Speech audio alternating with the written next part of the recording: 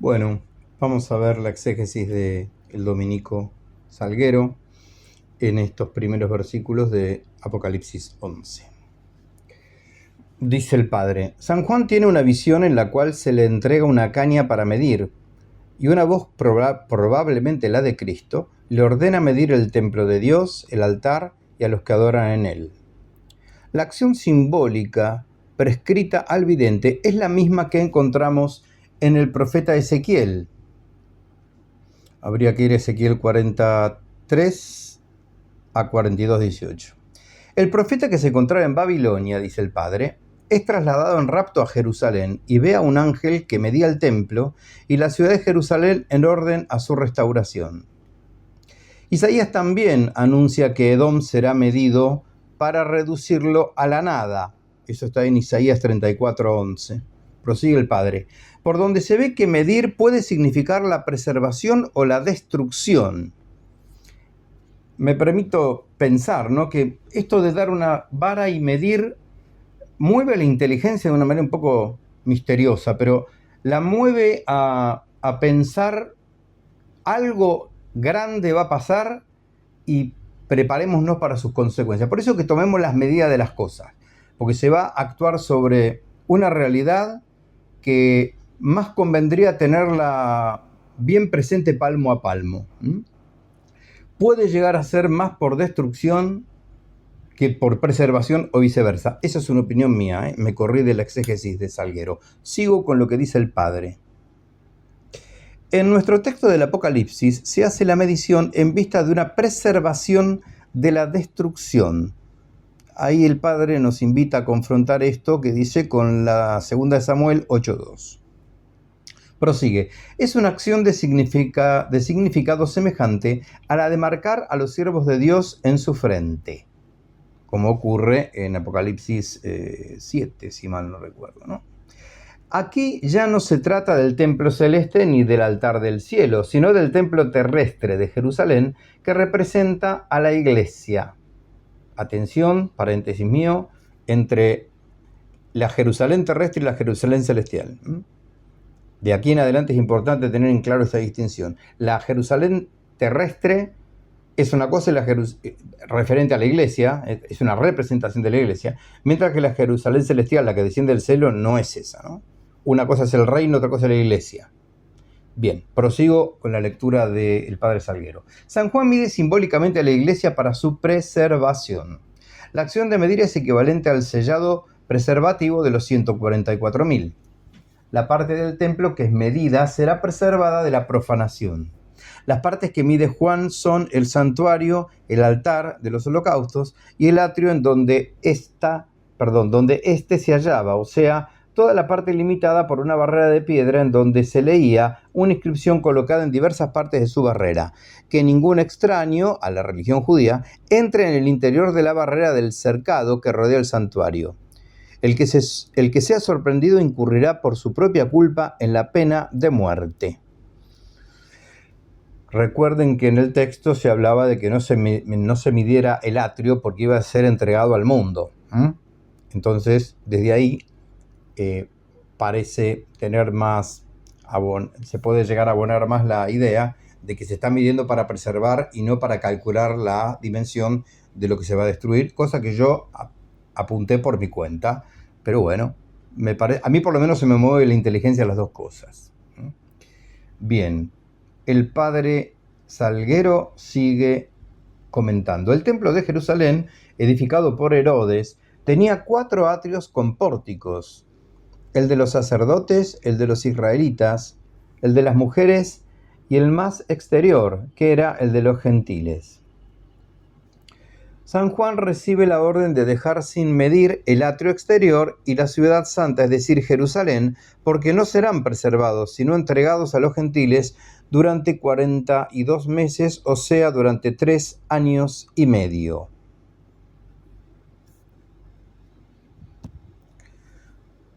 De aquí en adelante es muy interesante el exégesis de este autor, sobre todo con lo que va a tener que ver con los números y los personajes que se van a ir dando de aquí en adelante. Se pregunta el padre: ¿qué significa este número de 42 meses? La respuesta la daremos enseguida, pero antes hemos de observar que esta cifra es barajada constantemente por el autor del Apocalipsis. La ciudad santa será profanada durante 42 meses. Los dos testigos profetizarán por un espacio de tiempo de 1260 días, o sea, durante 42 meses. La mujer del capítulo 12 se refugia en el desierto durante 3 años y medio, es decir, un tiempo equivalente a 42 meses. Esa misma mujer que representa a la iglesia será protegida por Dios en el desierto por un tiempo, 2 tiempos y medio tiempo. Eso lo vamos a ver en el capítulo 12. O sea, por 3 años y medio o 42 meses. Dicho sea de paso, en el capítulo que viene, que es el capítulo 12, vamos a hacer unos cuantos videos, porque vamos a tratar de leer distintas exégesis, sobre todo en lo que concierne a esta misteriosa mujer. Prosigo leyendo la exégesis del padre Salguero. El libro de Daniel es el que nos da la clave para entender el significado del número 42 meses o de 3 años y medio, o también de un tiempo, 2 tiempos y medio tiempo. El profeta nos habla de la persecución de Antíoco IV Epífanes, el cual desencadenó una terrible persecución contra la religión judía y profanó el templo de Jerusalén durante un tiempo, 2 tiempos y medio tiempo. Eso se ve claramente en Daniel 7:25 y 12:7. Es decir, dice el padre, por un periodo de 3 años y medio, desde junio del año 168 hasta diciembre del 165 a.C. Desde entonces la cifra de 3 años y medio se ha convertido en la duración tipo de toda persecución, de toda época de crisis. Por eso, San Lucas y Santiago se han servido de esta expresión tradicional para designar la duración de una sequía que en realidad solo duró 3 años. Esto significa, dice el padre, que el número de 3 años y medio sirve para simbolizar todo periodo de persecución contra la verdadera religión, durare lo que durare. 3 años y medio es un número imperfecto, pues contribuye la mitad de una semana de años, o sea, de 7 años, que es el número de la perfección en el Apocalipsis. Indica por consiguiente que la persecución contra la iglesia no llegará a destruirla, no alcanzará el objetivo que se proponían sus perseguidores. Es muy posible que San Juan aluda a la profanación del templo de Jerusalén por las tropas romanas de Tito. Los celotas habían convertido el templo en una fortaleza en la cual resistieron desde el año 68 hasta el 70. Las legiones romanas lograron desalojarlos primariamente del atrio exterior, pero la resistencia de los celotes fue terriblemente tenaz y encarnizada en los atrios interiores y en el santuario. Mucho antes los romanos ya se habían apoderado de la ciudad santa de Jerusalén. Pero hemos de tener en cuenta que San Juan se sirve de estas imágenes de la Jerusalén terrestre para simbolizar la iglesia y la persecución del imperio romano contra ella. De vuelta a la imagen de Jerusalén terrestre. El templo y los adoradores preservados de la profanación significan la iglesia, dice el padre, que como institución eterna será preservada de los asaltos y de los perseguidores. Estos solamente podrán perseguirla y herirla en su estructura y en su aspecto exterior. Esto es lo que parece significar los atrios hollados por las naciones, que a su vez parece ser un eco de la profecía de Jesús sobre la destrucción de la ciudad santa de Jerusalén. Esta será hollada por los gentiles hasta que se cumplan los tiempos de las naciones. Lucas 21:24. Prosigue el padre diciendo, durante 1260 días, o sea, por un lapso de tiempo de 3 años y medio, el Señor enviará 2 testigos vestidos de saco, encargados de profetizar y predicar la penitencia. Su actividad apostólica dura 3 años y medio, es decir, 42 meses, que es el tiempo que dura la profanación del atrio exterior hollado por las naciones. Van vestidos de saco, dice el padre, como los profetas del Antiguo Testamento, en señal de austeridad ante un mundo corrompido por el pecado. Su misión será, pues, una protesta continua contra la victoria aparente del mal. Y profetizan, es decir, predican, como ya lo habían hecho los profetas antiguos, la penitencia con el fin de excitar a los pecadores al arrepentimiento. ¿Sí? Siempre el mensaje viene por el arrepentimiento, la penitencia y la advertencia de lo que se está desarrollando y se va a seguir desarrollando en ese paréntesis, en ese lapsus, a modo de llamado de atención e invitación a la conversión. Dice el padre, se ha discutido mucho ya desde antiguo sobre la personalidad de estos dos testigos. Los autores antiguos y medievales han identificado en su mayoría estos dos testigos con Elías y Enoc. Otra interpretación propuesta por Ticonio es un autor amigo de este curso, cuando leemos autores antiguos, Ticonio y otros autores más ven en estos dos testigos fuerzas colectivas de la Iglesia. Los dos testigos, dice el padre, representan por consiguiente a la Iglesia en su misión de dar testimonio. Este testimonio está simbolizado por dos testigos, en parte tal vez por preferencia a la ley del Deuteronomio 19:15, en parte también por correspondencia con la imagen de Zacarías 4:2-14. El testimonio de la Iglesia dado por sus mártires y confesores, por la palabra y la vida de todos aquellos en los cuales vive y habla Cristo, constituye una profecía continua que dura a través de los 1260 días del triunfo del paganismo. Los dos testigos apocalípticos representarían, por lo tanto, a todos aquellos que en las persecuciones desencadenadas en tiempo de San Juan darían testimonio de Jesucristo y de su Evangelio. Designarían la actividad apostólica y profética de la Iglesia durante la persecución.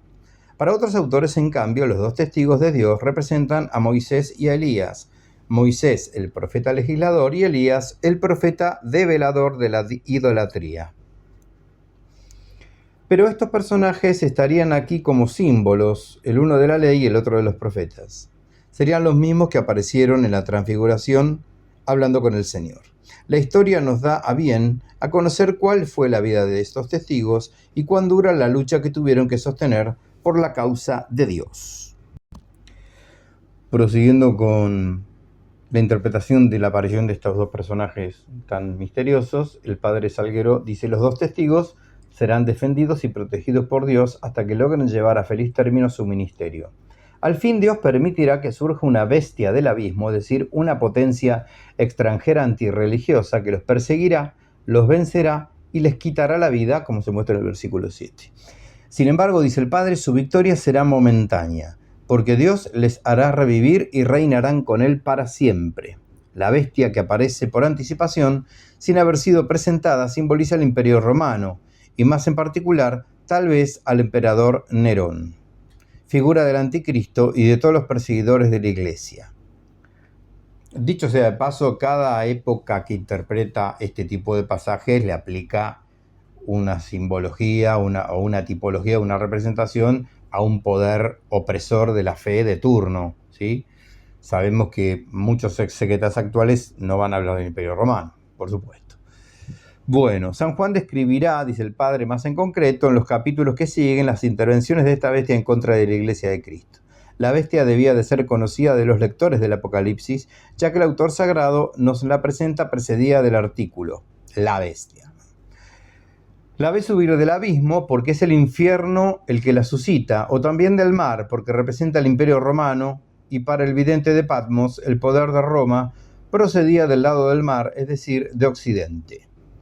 La imagen de esta bestia está tomada del profeta Daniel, el cual nos representa a los imperios de Oriente bajo la figura de diversas bestias.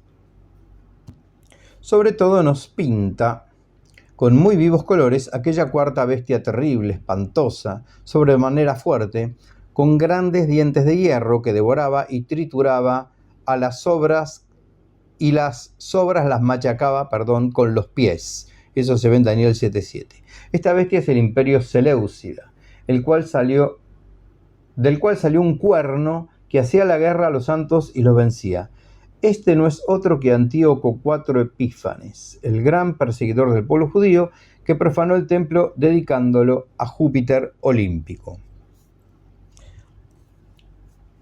Me parece oportuno mencionar, sobre todo cuando uno comparte estos tesoros de la interpretación de la Sagrada Escritura en la iglesia, con los hermanos, muchas veces en los estudiantes que tenemos se presentan dicotomías que no son tales. Pero a ver, la bestia Si representa al Imperio Romano, entonces no puede representar nunca al poder político actual, contrario a la Iglesia. Bueno, ahí hay que evitar una falsa dicotomía, ¿no? Es decir, que haya sido tipo de un modo terrenal de oprimir a la Iglesia de Dios, no quiere decir que no se pueda aplicar, que si se aplica a una circunstancia puntual de la historia, como ser el Imperio Romano o el poder seleucida, no se le puede aplicar hoy, no sé, al nuevo orden mundial, si se quiere, ¿sí? No nos olvidemos que es un libro que todavía no se ha cumplido, el Apocalipsis, así que también se ha observado en exégetas muy prudentes, en mi opinión, cierta asociación y cierta tipología paulatina. Es decir, estas bestias, estos personajes van revistiendo a distintos momentos de la historia hasta completar un sumum gradual en el tiempo, prefigurado por Dios para su segunda venida y su triunfo definitivo, que puede, por supuesto, tocar vértices y elementos históricos concretos que se pueden repetir a lo largo del tiempo. Bien. Bueno, nunca debemos olvidar, y cierro este paréntesis un poco largo, nunca debemos olvidar que cuando estamos leyendo una exégeta, estamos ante una opinión, que podrá ser más o menos probable, más o menos feliz o certera, de acuerdo al acto hermenéutico de ver qué quiso decir el autor. Pero no tenemos que olvidarnos de eso, ¿sí? Por eso que en interpretaciones tan complejas como este libro, lleno de imágenes, no hay un magisterio eclesiástico demasiado riguroso, que diga esto es así o no es asá, o este autor sí, este autor no, porque están dando opiniones. Lo que la Iglesia tiene que hacer en estos casos, a lo sumo, es ver que el comentario del exégeta no sea contrario a la fe. Y después se abre el abanico y el juego de la opinión teológica, ¿no? Teológico-bíblica. Bueno, vamos a parar aquí. Hay mucho más de este exégeta de Salguero para ver. Conforme se va poniendo cada vez más crítica la historia de nuestro libro Apocalipsis, las profundizaciones y las interpretaciones son cada vez más ricas, plurales, polifacéticas. Entonces estamos tratando de mostrar un resumen de lo que cada escritor que acercamos ha pensado en cuanto a lo que de ese pasaje se puede inteligir, ¿no es cierto? Bien, una cosita más de estos dos testigos, del destino de estos dos testigos, en palabras del padre Salguero. El padre Salguero, ahora, una vez que han sido muertos, los testigos dice: los cadáveres de los dos testigos permanecen insepultos 3 días y medio, versículo 9, en la plaza de la gran ciudad. Este lapso de tiempo simboliza la corta duración del triunfo aparente y efímero de la bestia y de los pueblos paganos. La victoria durará justamente tantos días cuantos años duró la actividad victoriosa de los dos testigos. Atención con eso. Es decir, que el triunfo será 360 veces más breve que la duración de la misión de los dos testigos. Con esto San Juan quiere significar que el tiempo de ilusión de los que se figuran haber matado a la iglesia es siempre muy corto. Bellísimo eso. Los dos testigos muertos, sigue el padre, habían predicado no solo al pueblo de Israel, sino también a las naciones todas, a las que anunciaban el juicio de Dios. Por esto los pueblos, las tribus, las lenguas y las naciones, es decir, el mundo infiel, se asocia a la obra de la bestia, no permitiendo que los cadáveres de los testigos sean sepultados. Todos los moradores de la tierra, expresión empleada por el Apocalipsis para designar a los enemigos de Dios y de su iglesia, se alegrarán de ver muertos a los que les molestaban con su palabra, y en señal de alegría se dan mutuamente el parabién de regalos, todas estas cosas. En el versículo 10 se ve eso. Los dos testigos los atormentaban reprendiendo sus vicios y amenazándoles con los terribles juicios de Dios. Sus palabras eran como dardos encendidos que harían su vida disoluta.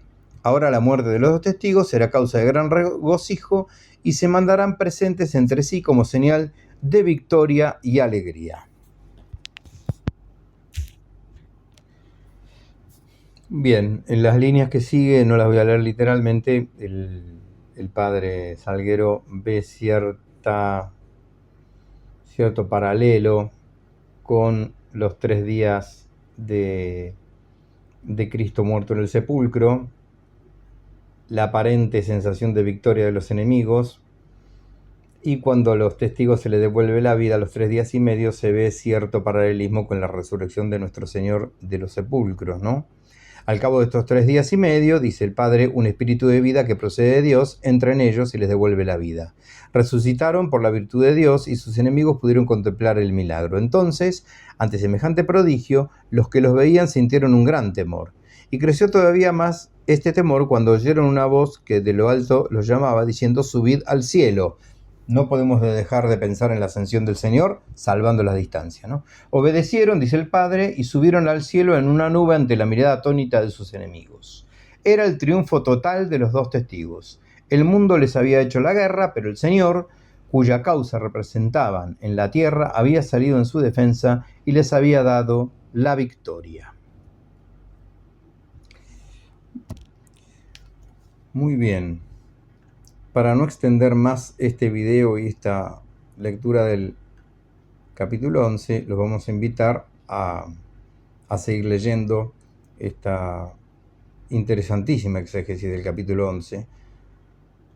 Esta obra está publicada por la Biblioteca de Autores Cristianos en el tomo perteneciente a el Apocalipsis de San Juan. Estamos más o menos por la página 420-421. Y bueno, los invitamos a que la puedan disfrutar. Se consigue fácilmente en PDF, como Profesores de Salamanca, Biblia comentada por los Profesores de Salamanca, editorial BAC. Muy bien. Dios mediante, en el próximo video vamos a entrar en el denso y delicioso mundo del capítulo 12 del Apocalipsis.